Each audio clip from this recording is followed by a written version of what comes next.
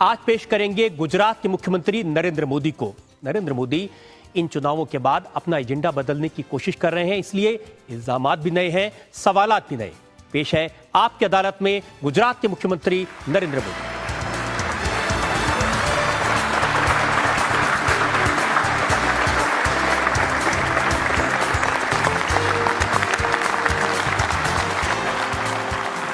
आपकी अदालत में जनता की तरफ से मुकदमा चलाएं, इल्जामात और सवालात का सिलसिला शुरू करें। इससे पहले आज के जज दिलीप चरण की इजाजत चाहेंगे आज की कार्रवाई शुरू करने के लिए।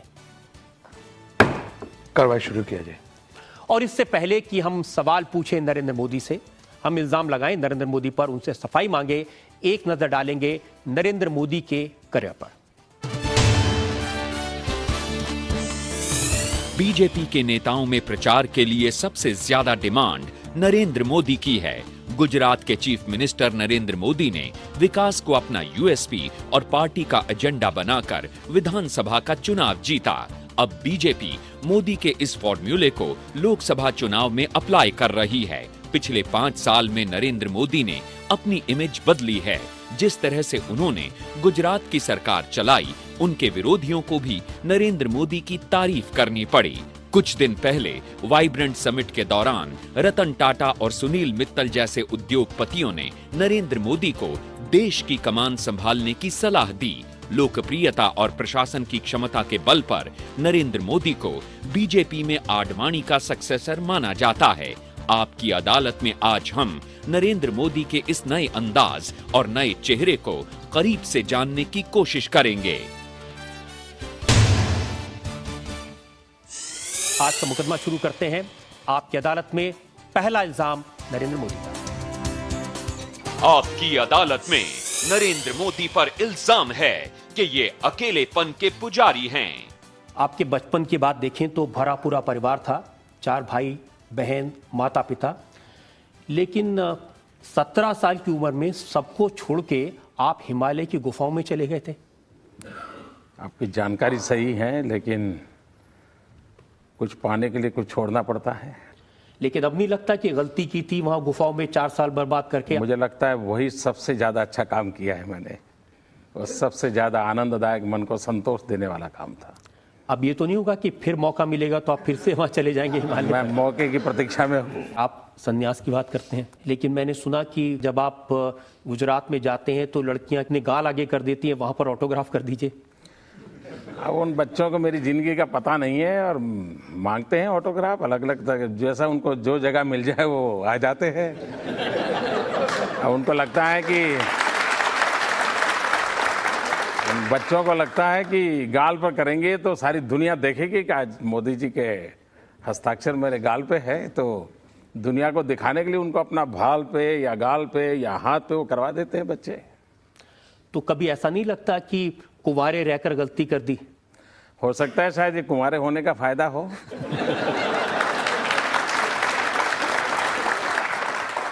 बहुत सारे लोग ये भी तो सोचते होंगे ये जो सबसे एलिजिबल बैचलर है ये अपना घर कब बसाएगा? अब सरकार ने एक, हमारे यहाँ जो एमएलए होते हैं उनको एक जमीन का प्लॉट खरीदना होता है।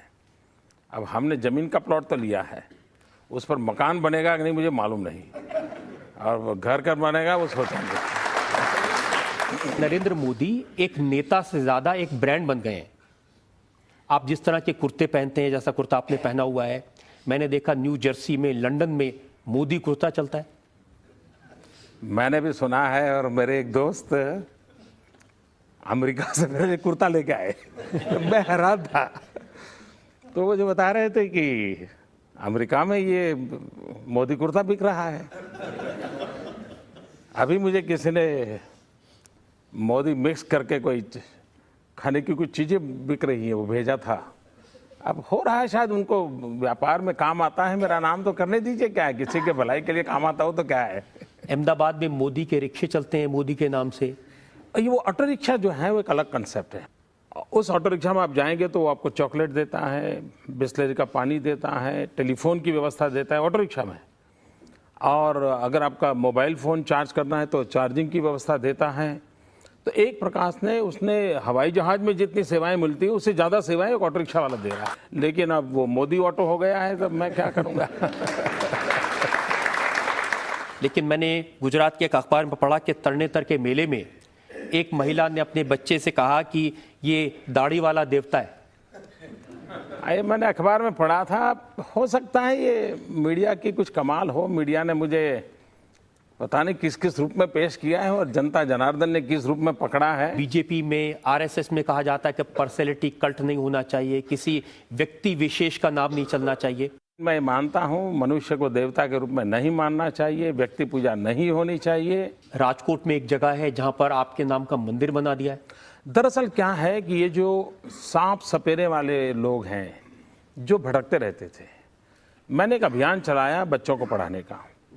तो उन लोग मेरे पास आए कि साहब हमारे पास तो रहने को घर नहीं, तो हम कहाँ पढ़ेंगे। तो मैंने उनके लिए एक 250 मकानों की व्यवस्था की और उनको, और मेरा शर्त रहती है कि बच्चों को पढ़ाना पड़ेगा। अब उनके बच्चे आज कंप्यूटर चलाते हैं तो एक उनके मन में भाव आ गया। लेकिन वो मंदिर देखोगे, मंदिर बनाने की उनकी वो हैसियत है ना, ऐसा बनाया है। लेकिन अब वो फोटो रखे हैं और बच्चे जाते हैं तो नमस्ते करके जाते हैं इस फोटो के सामने। अब मीडिया ने उसको बड़ा उछाल दिया है। तो एक अच्छा काम दुनिया के सामने लाने के बजाय वो मंदिर वाली कथा चालू कर दी है। मैं बड़ा परेशान हूं भैया। लेकिन मीडिया में तो आमतौर पर आपकी आलोचना होती रही है। अगर किसी ने कोई अच्छी बात लिख दी वो भी आपको पसंद नहीं आ रही है? देखिए, इसको मैं अच्छी नहीं मानता हूँ। ये चीज़ें देश का भला नहीं करती हैं। किसी एक आदमी ने कहीं फोटो निकाल दी, किसी एक आदमी ने मंदिर बना दिया, वो हमारी पहचान नहीं है। आप क्या इमेज चाहते हैं? आप क्या बताना चाहते हैं कि मैंने क्या किया? मैं मेरी इमेज नहीं चाहता, मैं मेरे गुजरात की इमेज चाहता हूँ। मैं चाहता हूँ दुनिया माने कि गुजरात सब कुछ कर सकता है और जो आज गुजरात कर सकता है देश भी कर सकता है। मैं एक विश्वास पैदा करना चाहता हूँ और मुझे गुजरात की इमेज में इंटरेस्ट है। मुझे मेरी इमेज में समय बर्बाद नहीं करता। आपकी अदालत में आज हम मुकदमा चला रहे हैं गुजरात के मुख्यमंत्री नरेंद्र मोदी पर। हम एक ब्रेक रुकेंगे और ब्रेक के बाद आपकी अदालत में नरेंद्र मोदी पर जनता के इल्जामात और सवालात का एक और दौर। अब मैं आपसे साफ साफ पूछ लेता हूं, लोग ये जानना चाहते हैं कि क्या नरेंद्र मोदी भारतीय जनता पार्टी की तरफ से प्रधानमंत्री पद के उम्मीदवार बनेंगे?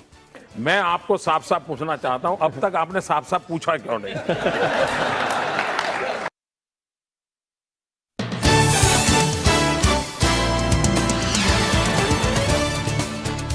आपकी अदालत में आज हम मुकदमा चला रहे हैं गुजरात के मुख्यमंत्री नरेंद्र मोदी पर। आपकी अदालत में अगला इल्जाम। आपकी अदालत में नरेंद्र मोदी पर आरोप है कि ये खतरों के खिलाड़ी हैं। मोदी साहब, आपके बचपन के बारे में जब पढ़ रहा था तो ये पता चला कि बचपन से आपको शौक था खतरों से खेलने का, और एक बार आप एक तालाब से जिंदा मगरमच्छ के बच्चे को पकड़ लाए थे। जिंदगी में डर करके नहीं रहना चाहिए। जिसको हम मानते हैं उसको लेकर के चलना चाहिए। और मक्खन पे लकीर करने वाले तो ढेर सारे मिल जाएंगे, पत्थर पे लकीर करने की भी तो हैसियत होनी चाहिए।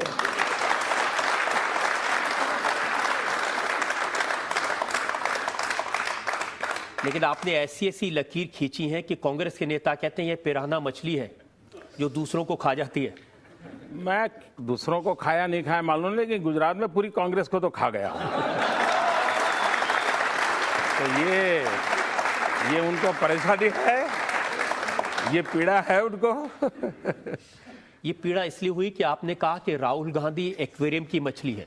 मैं गोवा में था, वहां नरेंद्र करके हमारे एक उम्मीदवार हैं, 30 साल के हैं। मैंने कहा भाई ये नौजवान है कि नहीं है, पार्लियामेंट के कैंडिडेट 30 साल के। लेकिन मैंने कहा अगर आप उसको नौजवान नहीं मानते क्योंकि वो एक्वेरियम की मछली नहीं है। मैंने कहा वो, अब गोवा था तो मुझे मछली ध्यान में आ गई। मैंने कहा वो समुद्र की लहरों पर तूफान के सामने लड़ करके आ गया हुआ नौजवान है, वह भी देश का भविष्य बदल सकता है। लेकिन शायद मेरी हर बात को टोपी पहन करके वो पब्लिसिटी लेना चाहते हैं, सिंपैथी गेन करना चाहते हैं, ऐसा मुझे लगता है। उस कांग्रेस की स्ट्रेटेजी हो सकती है। फिल्म स्लमडॉग मिलियनेयर है, इसको जो ऑस्कार मिला आपने उसका भी कांग्रेस से हिसाब मांग लिया। भाई मैंने बधाई दी है कांग्रेस को। अगर कांग्रेस पार्टी 60 साल राज न करती तो हिंदुस्तान में स्लम न होते, स्लम न होते तो स्लमडॉग फिल्म न होती, फिल्म न होती तो ऑस्कार न मिलता। तो मैं कांग्रेस को बधाई देता हूं, उससे भी उनको बेचैनी होती है। मैं क्या करूं?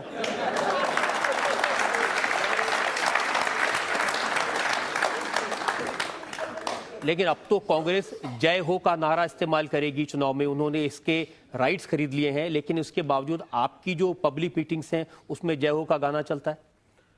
भैया हम तो जीवन भर लगे हुए हैं, भारत माता की जय हो, उसी के लिए तो हम लगे हुए हैं। अब कांग्रेस को भारत माता की जय हो के बजाय खुद की जय हो में लगी है, तो देश के गले कैसे उतरेगा जी। कांग्रेस ने 38 साल के राहुल गांधी को जनता के सामने पेश किया है। भारतीय जनता पार्टी ने 82 साल के लाल कृष्ण आडवाणी को प्रधानमंत्री पद का उम्मीदवार डिक्लेयर किया, और जो बात लोगों के गले नहीं उतर रही। कांग्रेस ने मनमोहन सिंह जी को प्रधानमंत्री कैंडिडेट बनाया है, इसलिए डिबेट होनी चाहिए आडवाणी जी और मनमोहन सिंह। आपकी पार्टी के लोग ये कहते हैं कि अगर आडवाणी की बजाय नरेंद्र मोदी मैदान में उतरते तो शायद बीजेपी भी ज्यादा सीटें जीत सकती थी। मैं जनता जनार्दन को बताना चाहता हूं, गुरु बड़ा कि चेला बड़ा। जिस नरेंद्र को आप इतना प्यार करते हो, जिस नरेंद्र ने गुजरात में इतना विकास किया, ये आप बताते हो, लेकिन आपको मालूम होना चाहिए इस नरेंद्र को बनाने का काम आडवाणी जी ने किया है। उस नरेंद्र को गुजरात के विकास के लिए पर मार्गदर्शन किसने किया है, तो आडवाणी जी ने किया है। गुजरात के हमारे वो सांसद हैं, गुजरात की विकास यात्रा कैसे चले हर पल हमें उंगली पर करके चलाया है। जिस व्यक्ति ने नरेंद्र को इतना चलाया है, वो व्यक्ति देश को कितना बढ़िया चला सकते हैं, इसके लिए कोई सबूत की जरूरत नहीं है। सबसे बड़ा सबूत मैं हूं उनके लिए। क्या मोदी जी आप गुजरात से संतुष्ट हो गए, दिल्ली की ओर क्यों नहीं देख रहे? 5 करोड़ लोगों की समस्याओं से बड़ी 100 करोड़ लोगों की समस्याएं हैं, और कुछ इस हद तक है देश आज जिस हालात में है, क्या आपको नहीं लगता कि आपको दिल्ली की ओर कूच करनी चाहिए? मुझे गुजरात का कार्य मिला है, गुजरात की जनता ने मुझे जिम्मेवारी दी है, उसको मुझे बड़े निष्ठा के साथ उसको निभाना चाहिए, और जो काम मुझे दिया है उसको मैं लगन से कर रहा हूं। आप गोल बोल जवाब दे रहे हैं। उन्होंने कहा है कि अब 8 साल हो गए गुजरात में, गुजरात का विकास आपने कर लिया, देश को करके दिखा दिया, अब दिल्ली की कुर्सी आपका इंतजार कर रही है। नहीं, आपने पूछा दिल्ली की ओर देखते क्यों नहीं। देखिए मेरी सरकार ने, मैं दिल्ली की ओर क्यों देखता नहीं हूं, मैं बताता हूं। ये दिल्ली में बैठी हुई सरकार गुजरात को कोई मदद नहीं करती है, उतना ही नहीं रोडें अटकाती है, और इसलिए मुझे दिल्ली की ओर, इस सरकार की ओर देखने की जरूरत नहीं है। इसलिए मैं अपना गुजरात की दुनिया चलाता हूं और प्रगति करने का प्रयास करता हूं। नहीं, उनका सवाल यह है कि क्या आप दिल्ली की ओर कूच करेंगे? उनका कहने का मतलब है कि आप देश के नेतृत्व करने के लिए। गुजरात के हमारे सांसद श्रीमान लाल कृष्ण आडवाणी जी के नेतृत्व में पूरी भारतीय जनता पार्टी और पूरा हिंदुस्तान दिल्ली की ओर कुछ करने वाला है, मैं अकेला नहीं। अब मैं आपसे साफ साफ पूछ लेता हूं, लोग ये जानना चाहते हैं कि क्या नरेंद्र मोदी भारतीय जनता पार्टी की तरफ से प्रधानमंत्री पद के उम्मीदवार बनेंगे? मैं आपको साफ साफ पूछना चाहता हूं, अब तक आपने साफ साफ पूछा क्यों नहीं? और मैं आपको भी साफ साफ जानकारी देना चाहता हूं, भारतीय जनता पार्टी के प्रधानमंत्री के उम्मीदवार श्रीमान लाल कृष्ण आडवाणी जी हैं, और हम सब पूरी ताकत से आडवाणी जी को प्रधानमंत्री बनाने के लिए खपे हुए हैं। ये तो आप इस चुनाव की बात कर रहे हैं, मैं इसके बाद होने वाले चुनाव की बात कर रहा हूं। आडवाणी जी प्रधानमंत्री बनेंगे, बढ़िया सरकार चलेगी और देश दोबारा उनको भी पसंद करेगा। आपकी अदालत में अगला इल्जाम नरेंद्र। आपकी अदालत में नरेंद्र मोदी पर इल्जाम है कि ये गैर जिम्मेदाराना बयान देते हैं। मोदी साहब, पहली बार शायद ये मौका हुआ है जब पाकिस्तान के वजीर आजम ने यह कहा कि नरेंद्र मोदी जो कह रहे हैं वो बिल्कुल ठीक है। यूसुफ रजा गिलानी ने कहा कि नरेंद्र मोदी पाकिस्तान के स्टैंड के साथ एग्री करते हैं, बड़ी खुशी की बात है। आपने कहा अजमल कसाब के स्टेटमेंट के बारे में, अजमल कसाब के स्टेटमेंट को एविडेंस नहीं माना जा सकता। मैंने ऐसा नहीं कहा है, मेरा विषय था पोटा का कानून हटाने के संबंध में। पोटा का कानून जो आतंकवाद के खिलाफ लाया गया था, अटल जी की सरकार लाई थी, उसमें एक प्रावधान था कि कोई भी आतंकवादी पकड़ा जाए और अगर वो सीनियर पुलिस के सामने स्टेटमेंट देगा तो वो स्टेटमेंट एविडेंस के रूप में माना जाएगा। अब आप मुझे बताइए कि ये जो मुंबई पर पाकिस्तान ने हमला किया है, उसकी षड्यंत्र कहाँ हुआ, मीटिंग कहाँ हुई, उसका कोई एविडेंस आपको मिलेगा? कोई एविडेंस मिलने वाला नहीं है। तो आपके पास एविडेंस है कसाब। अगर आपके पास पोटा का कानून होता तो आप आसानी से उसको एविडेंस मान सकते थे, और भारत सरकार ने पोटा का कानून हटा करके ये जो ताकत थी आतंकवाद के खिलाफ लड़ने की, उसको खत्म किया है। ये मेरी चर्चा का विषय। मोदी साहब, मेरे पास पाकिस्तान के कुछ अखबार हैं, the Nation, Dawn, Geo TV की रिपोर्ट्स हैं, और इन सब का ये कहना है कि नरेंद्र मोदी और पाकिस्तान के वजीर आजम यूसुफ रजा गिलानी एक ही तरह की बात कह रहे हैं। पाकिस्तान अपने लिए क्या करता है वो मेरा एजेंडा नहीं है। पाकिस्तान कुछ भी बोल सकता है, पाकिस्तान झूठ बोलने में माहिर है। अभी भी देखिए ना, 30 सवाल भेज दिए और हिंदुस्तान की सरकार उनको जवाब लिखने में पड़ी रही है। पाकिस्तान को उसकी भाषा में जवाब देना पड़ेगा। सीधी बात है, हिंदुस्तान में आतंकवाद के खिलाफ कठोर से कठोर कानून होना चाहिए। दुनिया के सभी डेमोक्रेटिक कंट्री ने कानून बनाए हैं। ह्यूमन राइट की वकालत करने वाले दुनिया के सब देशों ने कानून बनाए हैं। अमेरिका का पैट्रियट कानून तो ऐसा है कि जो आशंका वाला व्यक्ति है 6 साल तक उसको जेल में बंद कर सकते हैं और वो पूछ भी नहीं सकता है कि उसको जेल में बंद क्यों किया। और उसी का कारण है कि 9/11 के बाद अमेरिका में एक भी घटना घटी नहीं। हिंदुस्तान में जब तक हम इस प्रकार के कठोर कानून नहीं बनाते तब तक हम आतंकवाद को रोकने में सफल नहीं होंगे।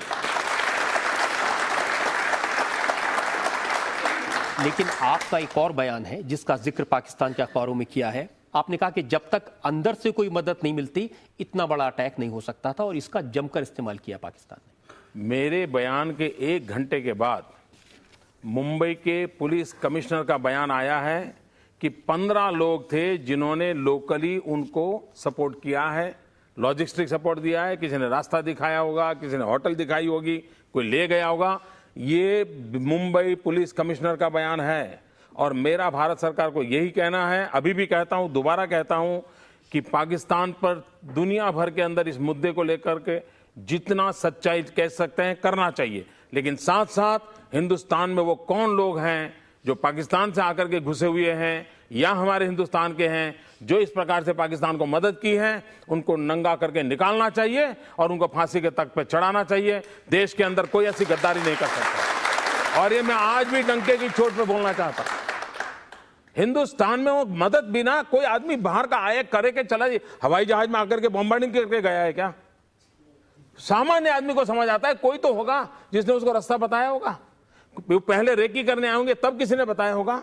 और पुलिस बोलती है, मुंबई पुलिस ने ऑफिशियल कहा है कि 15 लोगों की मदद हुई है।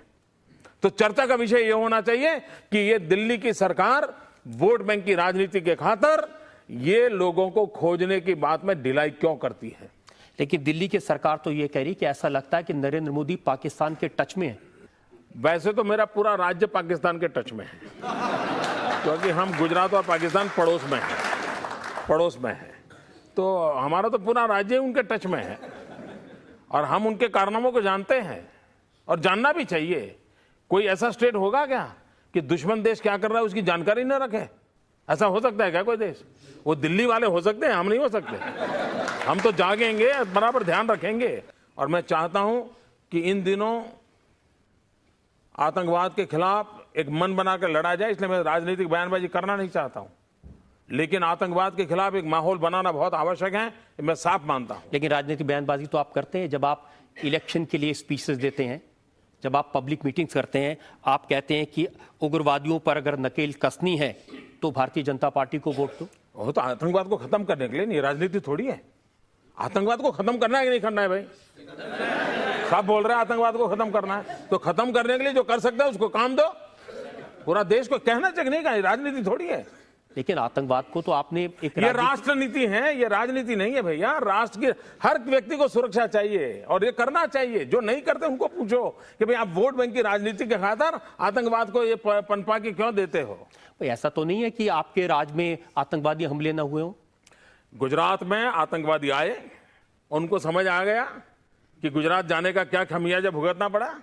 21 दिन के अंदर हर एक को खोल करके रख दिया, चमड़ी उधेड़ करके रख दी और उनके आकाओं को पकड़ के ले आए। हिंदुस्तान में केरल से लेकर के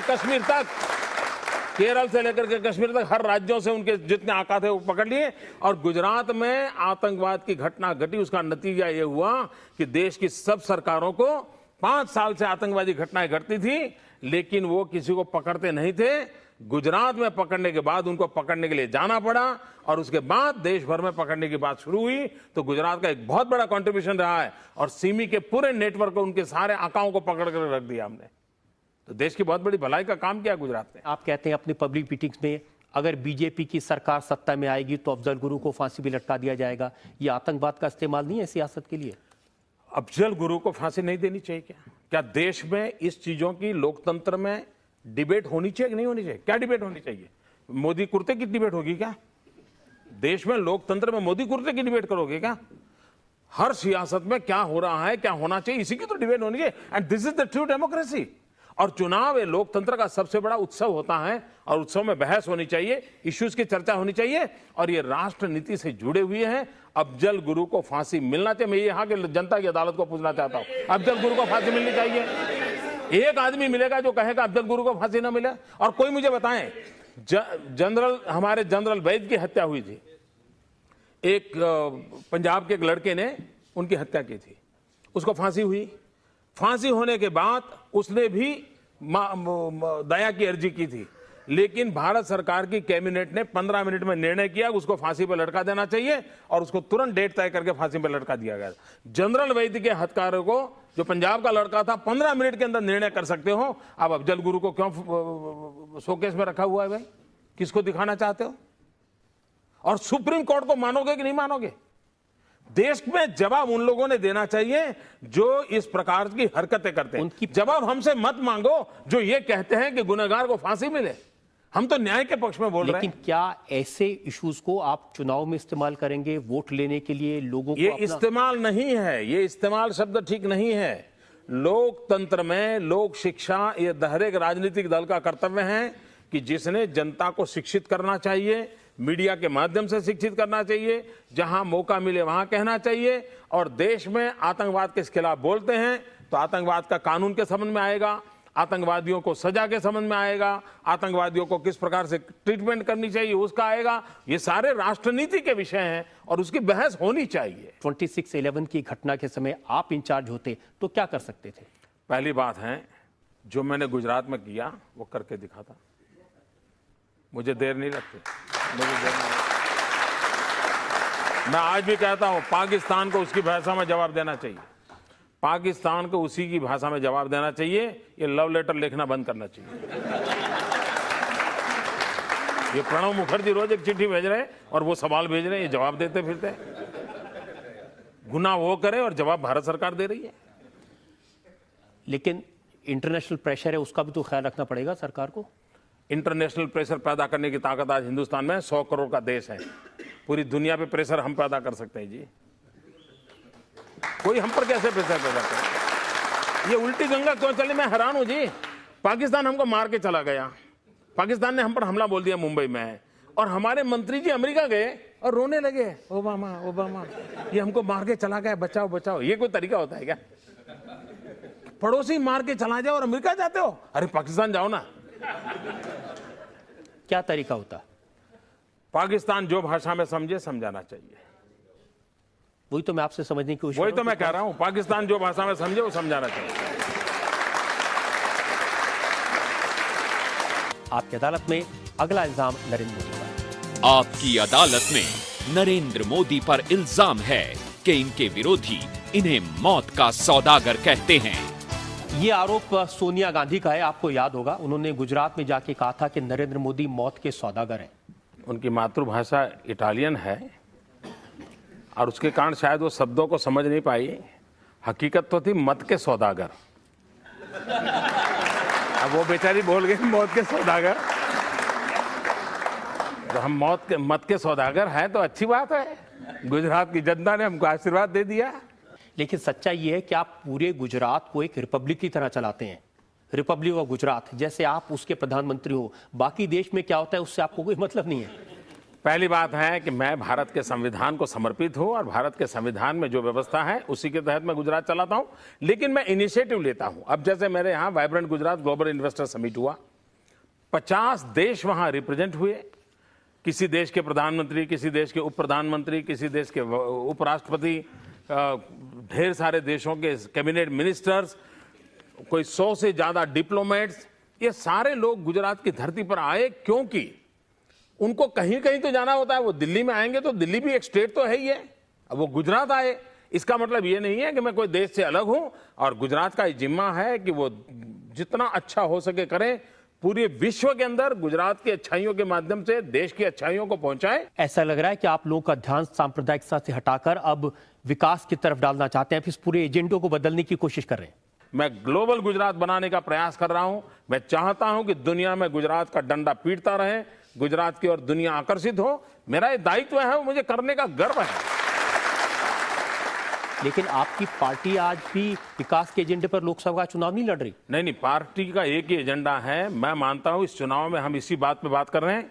देश को तय करना है इस चुनाव में कि देश को वोट बैंक की राजनीति चाहिए कि देश को विकास की राजनीति चाहिए। और गुजरात एक सबसे बड़ा उदाहरण है। आज देश को लग रहा है कि देश को विकास की राजनीति चाहिए और भारतीय जनता पार्टी ने उदाहरण से सिद्ध कर दिया है कि विकास की राजनीति मुद्दे पर भारतीय जनता पार्टी का कंट्रीब्यूशन सबसे ज्यादा है।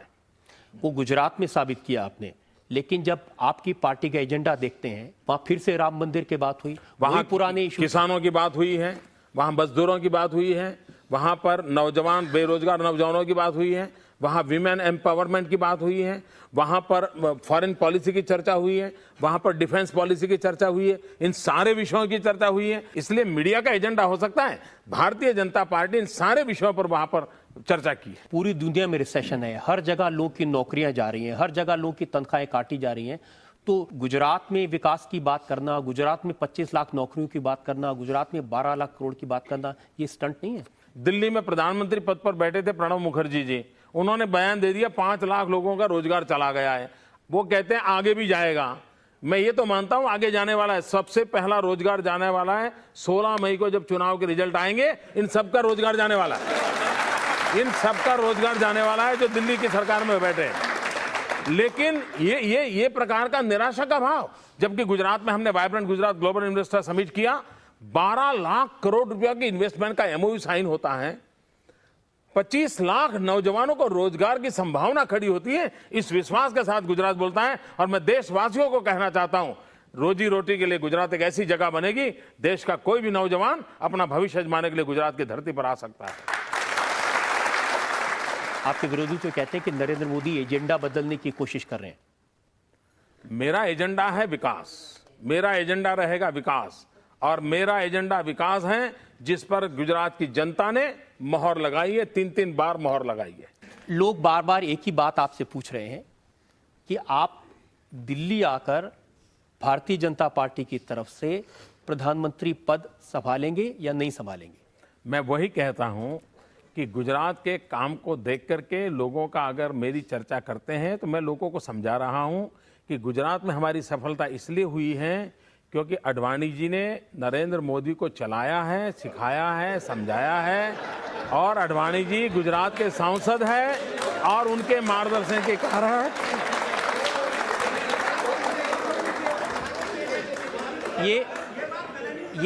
ये बात आप लोगों को इसलिए स्वीकार नहीं हो रही है कि जो लोग चाहते हैं इस पारी में नहीं, अगली पारी में सही। देखिए, मैं साफ बताता हूं, राजनीति में कभी भी पारियां वारियां नहीं होती है। वो नौकरी में होती है, मजदूरी में होती है जी। अगली बारी अगली पारी।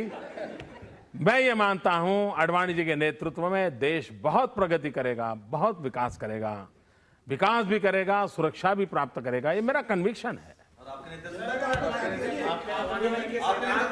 मेरे नेतृत्व में गुजरात तेजी से आगे बढ़ रहा है। मोदी साहब ने बहुत कोशिश की आपसे दिल्ली की बात करने की, लेकिन सच ये है कि नरेंद्र मोदी दिल्ली बहुत कम आते हैं। जब दिल्ली आते हैं तो यहाँ रात नहीं बिताते हैं, वापस अहमदाबाद चले जाते हैं। लेकिन आज हमने आपकी अदालत में नरेंद्र मोदी पर इल्जाम लगाए, गुजरात के नए एजेंडे के, नरेंद्र मोदी के नए चेहरे पर, नए इल्जामात और नए सवालात पर।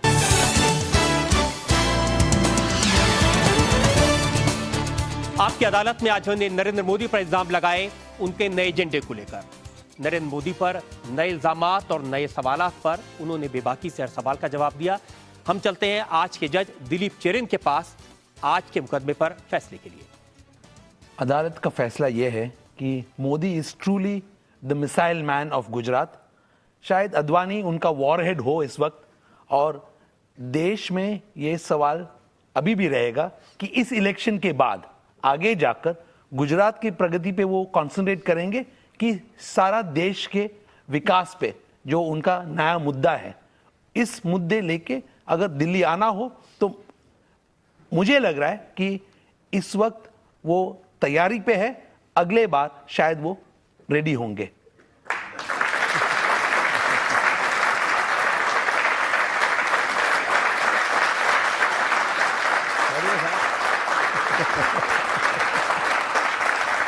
आप कुछ कमेंट करना चाहते हैं जो जज ने कहा इस पर? नहीं साहब, हम तो न्याय के पालन करने वाले व्यक्ति हैं, हम कमेंट नहीं करते जी।